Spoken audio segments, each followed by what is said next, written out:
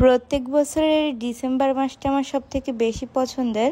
কারণ ডিসেম্বর মাসে না অতিরিক্ত শীত থাকে না অতিরিক্ত গরম থাকে, একদম নাতিশীতোষ্ণ এই আবহাওয়াটা আমার অনেক বেশি ভালো লাগে। কিন্তু দুঃখের বিষয়, সব ফার্নিচারে এই সিজনে ধুলাবালি বেশি পড়ে। সবকিছু ক্লিন করতে গেলে তো একদম অবস্থা কাহিল হয়ে যায়। ফরিদপুর আমরা যেই বাসাতে থাকি সেই বাসাটা একদম রোড সাইডের দিকে। ওই বাসায় একদিন ডাস্টিং না করা হলে একদম ধুলাই ভরে যায় বাসাটা। আমাদের বলমারি বাসার আশেপাশে যেহেতু মাঠঘাট পুকুর, তাই এইখানে ধুলা তুলনামূলকভাবে কম পড়ে। যদিও ঘরবাড়ি ক্লিন করা আমার খুব একটা পছন্দের কাজ না, কিন্তু ঘরবাড়ি যেহেতু পরিষ্কার করেছি সেটাকে আরো সুন্দরভাবে সাজাইতে হবে, তাও একদম জিরো কস্টে নিজের আইডিয়া ব্যবহার করে। আমাদের এইখানে যেহেতু অনেক বেশি লোডশেডিং হয়, আবার আইপিএসও অনেক সময় চার্জ থাকে না, তাই আমি একটা মোমবাতিকে ছোট ছোট পিস করে ছোট ক্যান্ডেল গুলা বানিয়েছিলাম, যেগুলা সব আমাদের বাসায়ই ছিল। আর এই ফুল আর ফুলের পাপড়ি সবই আমার বাগানের, আমি বাগান থেকে সব তুলে নিয়ে আসছিলাম।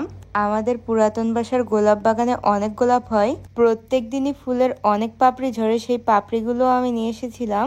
আমার মাঝে মধ্যে এভাবে ঘর বাড়ি সাজিয়ে রাখতে অনেক বেশি ভালো লাগে। যেহেতু বাসায় ইলেকট্রিসিটি নেই সেহেতু আরো ভালো লাগতেছিল।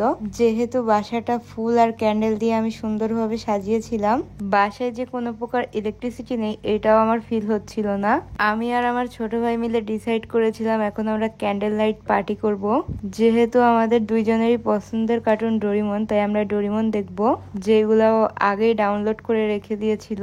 শীতের সিজনে কিন্তু আমার বাগানে অনেক বড় বড় গোলাপ হয়, পাশাপাশি চন্দ্রমল্লিকার ডাল যেগুলো ফুলের ভার সামলাতে পারে না, সেগুলো যখন ভেঙে যায় তখন আমি এইভাবে ফুলদানিতে সাজিয়ে রাখি।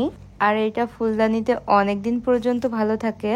আমাদের বাগানে যতগুলা গোলাপ আছে সব থেকে আমার পছন্দের এই লাল গোলাপগুলা, কারণ এই লাল গোলাপটা সব থেকে বেশি বড় হয়।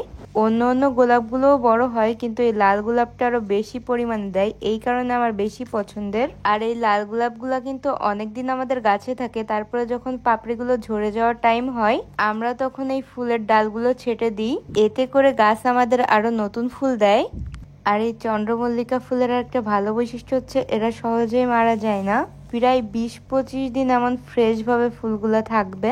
অনেকদিন পরে এই ফুলগুলা মারা যায়, এই কারণে আমার এই ফুলগুলাও পছন্দের।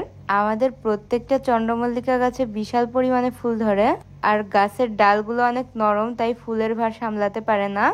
এই বাঁশ দিয়ে যে ছোট্ট কিউট ফুলদানিটা, এটাও আমি কিন্তু ঘরেই বানিয়েছি। আমরা চপস্টিক বানানোর জন্য যে বাঁশটা কেটেছিলাম সেটারই অবশিষ্ট অংশ, এটাকে আমি এমন ছোট ছোট ফুল রাখার জন্যই বাসায় নিয়ে এসেছিলাম। পরে দেখলাম সুন্দরভাবে ফুলদানির মতো কাজে লেগে গেছে। এই ফ্লাওয়ার ভাসটা ছোট হলেও অনেক কিউট ছিল। আর এই ছোট ছোট পাতিলগুলোও কিন্তু আমার, ছোটবেলায় আমি এগুলো নিয়ে খেলতাম, এর মধ্যে রান্না বান্না করতাম। আমার সব সাজানো গোছানো শেষ হওয়ার পরে, যেহেতু আমাদের ওয়াইফাইও কাজ করতেছিল না, আমরা বসে বসে ডাউনলোড করা আমাদের কার্টুন টিভি সিরিজ দেখতেছিলাম। মোটামুটি বাসায় আসলে বোর হয়ে গেলে আমি এই ধরনের কাজ করি, এতে করে আমার সময় যে কোন দিক দিয়ে চলে যায় আমি নিজেও বুঝি না।